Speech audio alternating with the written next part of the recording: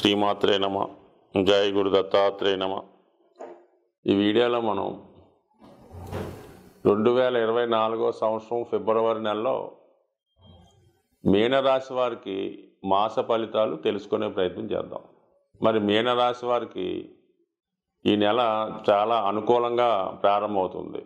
ముఖ్యంగా ఈ నెల ఫిబ్రవరి నెల 15 వరకు కూడా 11వ స్థానంలో రవిగ్రహ సంచారం.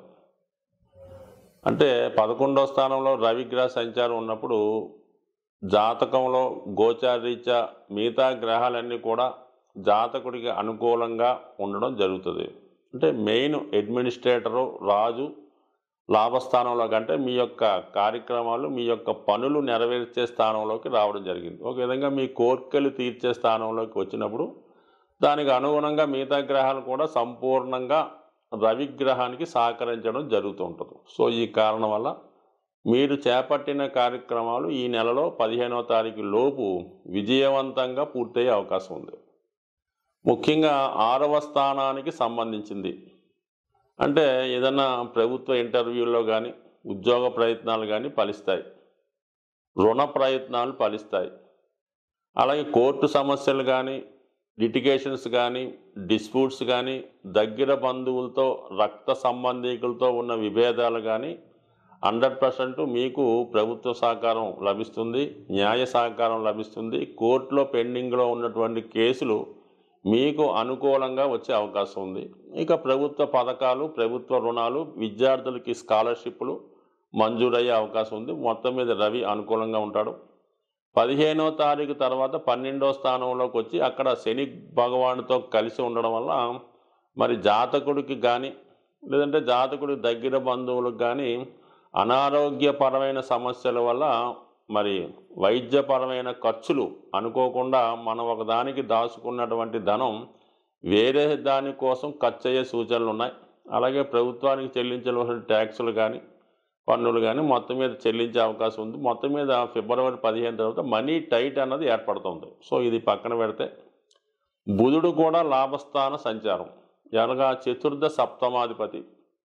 చతుర్థాధిపతి లాభస్థానంలో ఉన్నప్పుడు భూముల ద్వారా స్థిరాస్తుల ద్వారా మాతృ సంబంధించినటువంటి తల్లిగారి ద్వారా కానీ తల్లి తరపు బంధువుల నుంచి వాహనాల ద్వారా విద్యా సంస్థల ద్వారా ఉపాధి అవకాశాలు కానీ ఆర్థిక వనరులు కానీ సమకూరే అవకాశం ఉంది. అలాగే పొలాలు స్థిరాస్తుల మీద వ్యవసాయం మీద ఆదాయం వచ్చే సూచనలు ఉన్నాయి.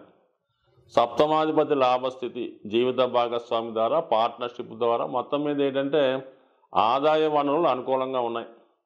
ఇది వ్యాపార వర్గంలో వారికి ఉద్యోగం వారికి అనుకూలిస్తే, ఇది విద్యార్థులకి ఈ బుధాదిత్య యోగం ఏర్పడడం వల్ల అంటే విద్యా సంబంధించిన విషయాల్లో అనుకూలత, వాళ్ళు తగినటువంటి చదువుకు తగిన గుర్తింపు అనుకున్న మార్కులు రావడం లభిస్తుంది. ఇది ఓకే, హ్యాపీ. దశమ స్థానంలో కుజుడు దిగ్బలుడై ఉన్నాడు. సో ఈ కారణం వల్ల వృత్తిలో చాలా నిజాయితీగా ఉంటారు. అలాగే వృత్తిలో అదనపు బాధ్యతలు నిర్వహించవలసి ఉంటుంది. వృత్తిలో మంచి నేమ్ అండ్ ఫేమ్ సంపాదిస్తారు. మరి అష్టమాధిపతి శుక్రుడు కూడా అక్కడ రావడం వల్ల అనుకోకుండా వృత్తిలో అభివృద్ధి వచ్చే అవకాశం ఉంది.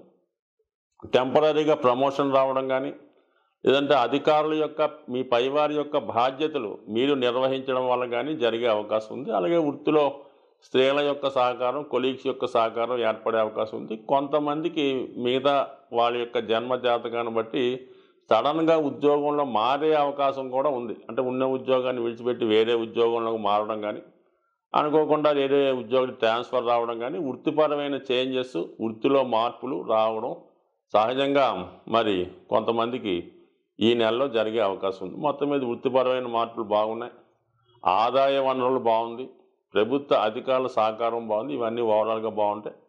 ఇంకా కుటుంబ స్థానంలో గురుగ్రహ సంచారం మరి చక్కగా మరి గురువు 2, 6, 10 స్థానాలని శుభపరచడం వల్ల వృత్తిలో ఉన్నటువంటి అన్ని సమస్యలు పరిష్కారం అవుతాయి. కుటుంబ విషయాల్లో మీ మాటకి అనుకూలంగా పెరుగుతూ ఉంటుంది. మీ మాటకి కుటుంబ సభ్యులు గౌరవిస్తారు. కుటుంబంలో శుభకార్యాలు లాంటివి జరుగుతూ ఉంటాయి. అలాగే ధనస్థానంలో ఉన్నటువంటి గురువు భాగ్యస్థానంలో ఉన్నటువంటి ఈ గ్రహాలను కూడా వీక్షించడం వల్ల అంటే 2, 6, 10 యాక్టివేట్ అవుతుంటాయి. ఈ 3 గ్రహాలు కూడా ఉద్యోగపరంగా అభివృద్ధి రావడం జరుగుతుంటుంది. అలాగే గురు శుక్రుడిని కుజుడిని వీక్షించడం వల్ల కూడా వివాహానికి సంబంధించినవి, శుభకార్యాలకు సంబంధించిన కార్యక్రమాలు అనుకూలంగా ఉంటాయి. అంటే మొత్తం మీద అన్ని గ్రహాలు అనుకూలంగా ఉన్నాయి. అయితే సహజంగా జరుగుతున్నటువంటి ఏలినాటి శని ప్రభావం వల్ల ధనం మాత్రం ఎక్కువగా ఖర్చు అవుతుంటుంది.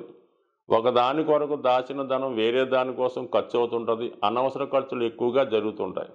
ఇదే సమయంలో మొగమాటానికి పోయో ఇతరుల అవసరాలకో చూసి వారికి అప్పు ఇవ్వడం కానీ, వారికి సహకరించడం కానీ చేస్తే ఆ ధనం ఇంచుమించుగా పోగొట్టుకోవడం జరుగుతుంది. కాబట్టి మీరు పరోపకారానికో ఇతరుల ఉపకారానికో ధనం మీ దగ్గర ఉన్నా సరే, అప్పు చేసైనా సరే ఇచ్చే కార్యక్రమం మాత్రం చేపట్టుకోకండి. ఎందుకంటే అటువంటి అవసరాలు మీకు అతి తొందరలో రాబోతున్నాయి. ఇప్పుడు మీరు ఇతరుల అవసరానికి మీరు ధన సహకరిస్తే అప్పుడు మీరు ఇబ్బంది పడి ఇతరులకి దగ్గర అడగవలసి ఉంటుంది. కాబట్టి ప్రస్తుతానికి ఆర్థికపరమైన క్రమశిక్షణ తప్పనిసరిగా పాటించండి. ముఖ్యమైన అవసరాలకు మాత్రమే ధనాన్ని ఖర్చు పెట్టవలసి అయ్యండి. ఇతరులకు ఎట్టి పరిస్థితులు కూడా ఆర్థికపరమైన సహాయం చేయకుండా ఉండడం మంచిది.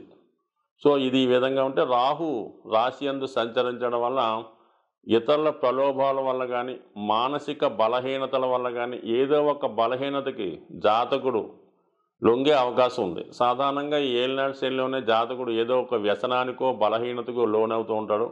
దాని కొరకు ధనాన్ని పోగొట్టుకోవడం జరుగుతూ ఉంటుంది. అలాగే ఉద్యోగంలో క్రమశిక్షణ లేకుండా సరిగ్గా డ్యూటీ చేయలేకపోవడం, అలాగే అక్రమార్జనకి అలవాటు పడడం కూడా కొంతమందికి జరుగుతూ ఉంటుంది. కాబట్టి అంటే రాహు ప్రభావం వల్ల కంపల్సరిగా నిజాయితీగా వ్యవహరించండి.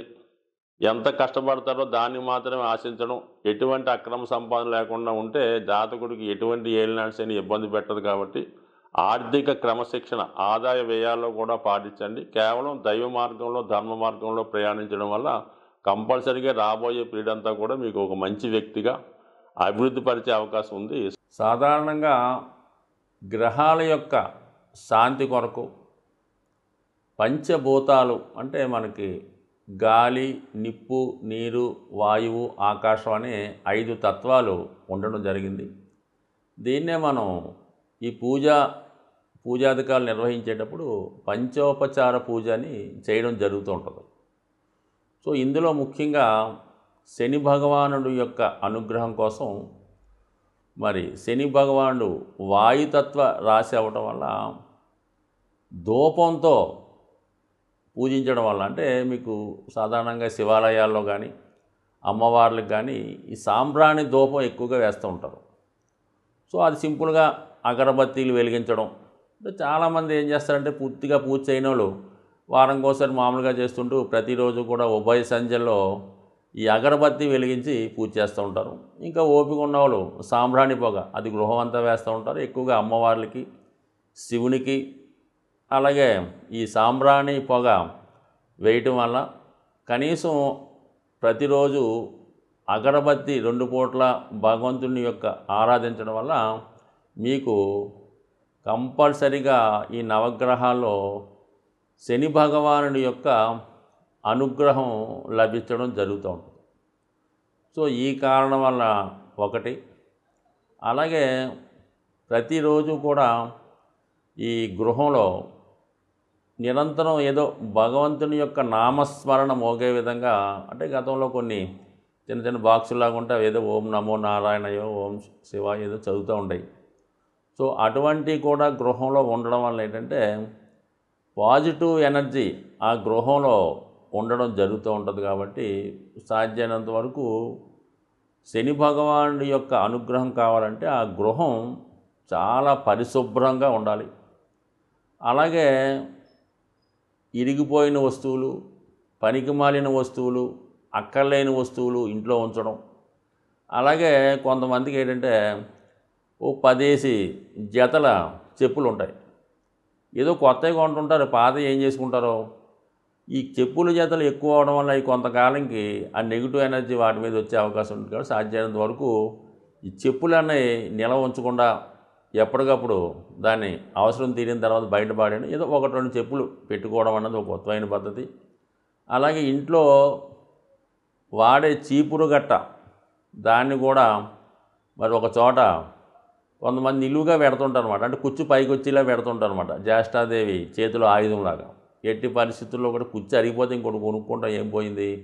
అందువల్ల ఎప్పుడు కూడా అది నిలువుగా కరెక్ట్గా పెట్టాలి తప్ప కుర్చీ పైకి వచ్చే విధంగా మాత్రం ఎట్టి పరిస్థితుల్లో కూడా పెట్టలేదు. ఇవన్నీ కూడా అలక్ష్మికి కారణాలన్నమాట. సో అలాగే ఏంటంటే ఈ భోజనం చేయడానికి కూడా ఒక పర్టికులర్ టైం పాటించాలి. ఏ టైంలో పడితే ఆ టైంలో తినడం, ఎక్కడ పడితే అక్కడ తినడం, ఈ టీవీలు చూస్తూ ఈ మంచాల మీద కుర్చీల్లో సేరబడి ఈ విధంగా భోజనం చేయడం, ఏదో ప్లేట్లో భోజన పదార్థాలు ఉడించుకొని తినడం, ఇవన్నీ కూడా ఐశ్వర్యప్రదం కాదు. ఇవన్నీ కూడా శనిని ఆహ్వానించే ఇండికేషన్స్ అన్నమాట. ఈ అనాచార పనులన్నీ కూడా శనిని ఆహ్వానిస్తుంటాయి. అలాగే శుభ్రమైనగా ఉండడం, శుభ్రంగా భోజనం చేయడం, అలాగే ఆహార పదార్థాలు కూడా జాగ్రత్తగా వినియోగించడం, ఇవన్నీ కూడా లక్ష్మీదేవి అనుగ్రహానికి పాత్రలు అవుతూ ఉంటాయి. కాబట్టి సో ఏదైనా శని భగవానుడి యొక్క అనుగ్రహం కావాలనుకున్న వాళ్ళు ప్రతి పని కూడా పద్ధతి ప్రకారం నియమానుసారం చేసుకోవడం వల్ల వాళ్ళు కంపల్సరీగా శని భగవానుడు టాప్ రేంజ్లోకి తీసుకెళ్లే అవకాశం ఉంటుంది. స్వస్తి.